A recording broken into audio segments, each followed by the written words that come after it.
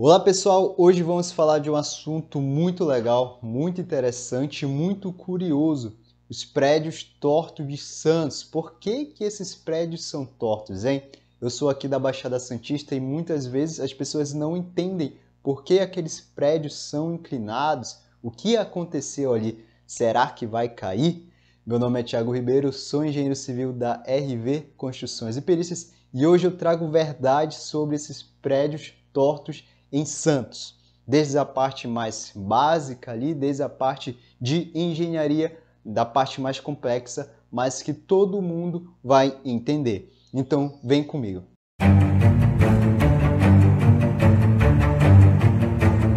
Mas antes disso, não se esqueça de se inscrever aqui no canal, dar like aqui no vídeo, comenta aqui qual assunto você quer que a gente faça um vídeo sobre aqui, que a gente já prepara e já faz o vídeo aqui para você. E não se esquece de ativar o sininho para que as notificações dos novos vídeos aqui caia para você e o YouTube te notifique. Então se inscreve aí e faz tudo isso que vai ajudar muita gente. Agora vamos lá para o conteúdo. Para quem ainda não conhece a Orla de Santos, para quem nunca veio em Santos, é até interessante, até engraçado na verdade, você vai lá na praia e vai na areia e tal, e olha, da areia da praia você olha em direção à cidade, em direção à Orla de Santos. E aí você vai ver vários prédios tortos assim. É interessante, é engraçado, é curioso de se ver. Mas por que aconteceu isso?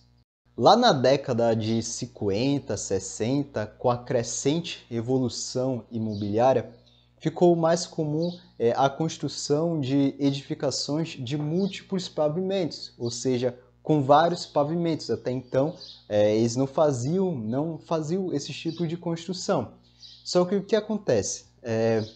A engenharia, nós sabemos que todo o seu arredor, todo o ambiente em que uma edificação vai ser construída, ela tem influência direta com essa construção.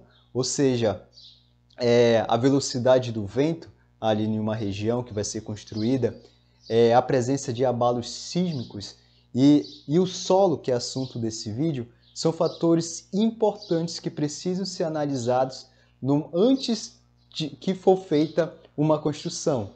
Ali no momento do projeto, deve ser levado em consideração, deve ser analisado essas questões, essas variáveis, para que todas essas variáveis sejam levadas em consideração e não tenha problemas futuramente ali no imóvel. Não conhecer a capacidade de carga dos solos é um dos principais fatores para que ocorram problemas na edificação, principalmente o recalque, né? O recalque, que é o afundamento ali da edificação e tal. Não adianta nada você realizar um dimensionamento correto ali da parte estrutural, da parte de laje, viga, pilar, se a sua fundação, que é o componente que vai sustentar toda essa estrutura, toda a carga da edificação, não estiver dimensionada corretamente. Ou seja, errar nessa etapa pode comprometer todo o restante da sua obra, do seu edifício. E o problema mais comum que ocorre em uma fundação é o recalque diferencial. Assunto esse que eu já tratei aqui no canal da RV Construções e Perícias. Eu vou deixar o vídeo aqui no card, só você clicar lá e eu falo sobre recalque diferencial, explico mais detalhadamente. E é exatamente isso que acontece nos prédios aqui da Baixada Santista, principalmente da Orla de Santos. É o famoso recalque diferencial. Eu vou resumir aqui de maneira bem leiga. O recalque diferencial é quando a fundação ela rebaixa e a outra não. Entendeu? Por isso que é o recalque diferencial. Para saber mais, clica aqui no vídeo que você vai entender melhor sobre isso. Mas por que isso acontece? Por que isso aconteceu aqui na Orla de Santos?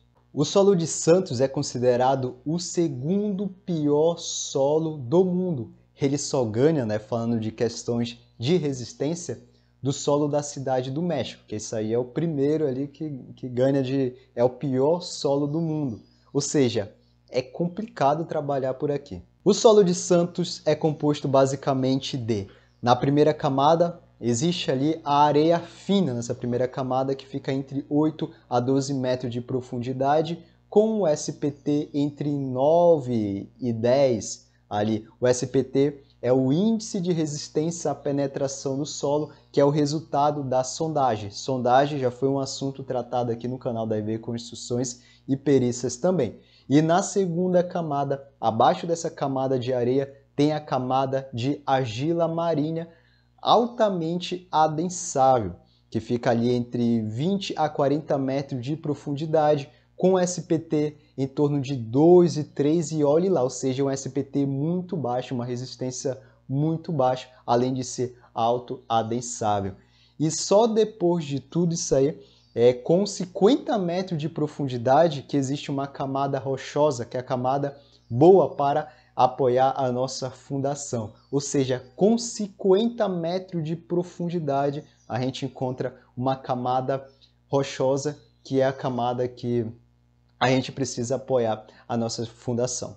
E o que acontecia lá na década de 50 e 60, quando os malucos vieram construir para cá, aqui na Baixada Santista, vieram de São Paulo construir para cá, eles fizeram fundações rasas, eles fizeram sapatas apoiadas justamente naquela primeira camada de areia fina ali, com umas fundações de 1,5 m e 2 metros ali.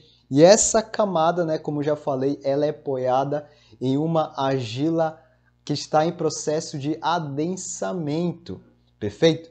Eles acreditavam, obviamente porque também não tinha tanta tecnologia naquela época, mas eles acreditavam que essa camada de areia ela ia suportar a carga da edificação. Só que com o tempo, com aquela carga permanente imposta na camada de areia, essa camada de areia ela acelerava o processo de adensamento da camada que estava embaixo dela, a camada de argila marinha. Ou seja, a argila marinha ela perdia seu volume aqui, processo de adensamento, e com isso ela causava o recalque da fundação da edificação, com aprofundamento aqui do solo, ela causava esse recalque. Esse tipo de recalque a gente chama de recalque por adensamento primário. E o que é esse tal de adensamento primário que aconteceu aí na camada de argila? Aliás, não foi nada na camada de areia, né? O problema está na camada que está abaixo dela, a camada de argila. O adensamento primário, ele ocorre quando há uma expulsão gradual de água e ar ali dos vazios do solo, ou seja, há uma perda de volume ali daquele solo, né? Isso acontece de forma lenta e é muito comum em solos argilosos, que é o solo que está na segunda camada dos solos de Santos. Outro ponto importante que também contribuiu para que os edifícios ali da Orla de Santos se inclinassem foi o que chamamos do fenômeno bulbo de pressões ou bulbo de tensões aí. Pode usar esses dois termos. Isso eu já expliquei também no vídeo de recalque de fundações, falei um pouco um básico lá, mas eu vou falar aqui também. O que é esse tal de bulbo de pressões? A gente pode definir o bulbo de pressão como sendo a área de influência de uma edificação. Vamos lá. Vamos supor que eu vou colocar uma carga aqui na minha mão. Vou impor uma carga aqui na minha mão. A área de influência, aonde está essa carga, é a minha mão. Essa é a área de influência dessa carga que eu estou impondo aqui, nessa área. Beleza? Entendeu? Então, a fundação, o bulbo de pressão é a área de influência aonde vai ser imposta a carga de uma fundação. Ou seja, se eu vou construir uma edificação ali do lado de uma que já está lá, o bulbo de pressão, se eu vou construir muito próximo, o bulbo de pressão pode influenciar a construção vizinha, pode influenciar o bulbo de pressão da construção vizinha, elas podem se sobrepor e isso vai causar recalque diferencial ali da fundação. E isso também aconteceu na Orla de Santos, também aconteceu em Santos. E, obviamente, a edificação que vai recalcar, que vai inclinar, é a edificação com menor carga, que ela tem menor carga, ela não tem o bulbo de pressão da outra edificação é maior, então ela vai influenciar o bulbo de pressão da edificação menor, e principalmente se ela estiver com uma fundação rasa, com uma sapata, como é o que acontece em Santos. Por isso que quando a gente vai lá na orla, a gente consegue perceber que quando tem uma edificação maior perto de uma pequena, a gente percebe que a edificação pequena ela se inclina, né? E a grandona lá tá bem.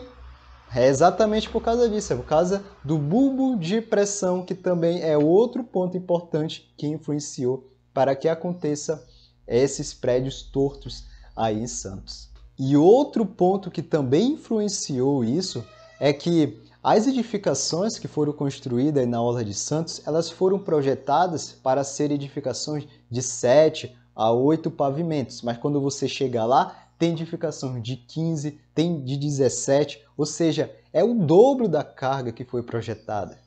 Outro ponto aí que causa todo esse problema lá na orla. Hoje já existe tecnologias de reaprumo de edificações que estão inclinadas. Aconteceu em Santos isso, né? No edifício Núcio Manzoni aconteceu isso, foi feito o reaprumo ali da edificação. É interessante porque as sapatas que foram feitas nessa edificação, elas não estão mais sendo utilizadas. Foi transferido toda a carga da edificação para fundações profundas, para estacas através de uma viga de transição. Ali é um processo muito interessante. O reaprumo foi feito através de macacos hidráulicos em um processo longo, um processo caro, mas que vale a pena porque a edificação valoriza até 100%. Ou seja, é um processo caro, mas vale a pena pela valorização do imóvel, né? Então, existe hoje tecnologias que facilitam ali, que faz o reaprumo da edificação. É caro, mas com certeza vale a pena. Mas a pergunta que não quer calar, será que cai? Será que um dia as edificações ali de Santos elas vão desabar? A resposta é não. Todas essas edificações elas estão sendo monitoradas. Até o edifício que teve o reaprumo, ele até hoje ele é monitorado, assim como todas as edificações que que sofreram essa inclinação, elas estão monitoradas e o recalque ele se estabilizou, né? Os recalques, eles na maioria das vezes eles se estabilizam ali dependendo do grau e tal. Então, o que aconteceu em Santos o recalque se estabilizou, ou seja, não há mais riscos de desabamento ali, pelo menos com essa situação. Para uma edificação desabar, ela precisa de várias situações. Recalque é uma delas, corrosão é uma delas. Enfim, ela precisa de várias situações para que venha ao desabamento. Não é o que ocorre, com as informações que eu tenho, não é o que ocorre nas edificações ali da Orla de Santos, pois o recalque ele se estabilizou. E aí, entendeu tudo aí? Eu espero que eu tenha te ajudado. O conteúdo de hoje foi esse. Eu espero que você tenha entendido aí sobre os prédios tortos de Santos. Espero que eu tenha te ajudado. Não esquece de se inscrever aqui no nosso canal, dar like aqui no vídeo. Comenta, eu quero muito saber a sua opinião sobre esse vídeo, se você já viu os prédios tortos de Santos, se você conhece, se você acha que vai cair ou não vai, que tem gente que não acredita não. Então, pode comentar aqui, eu quero muito saber a sua opinião e eu te espero no próximo vídeo. Tchau!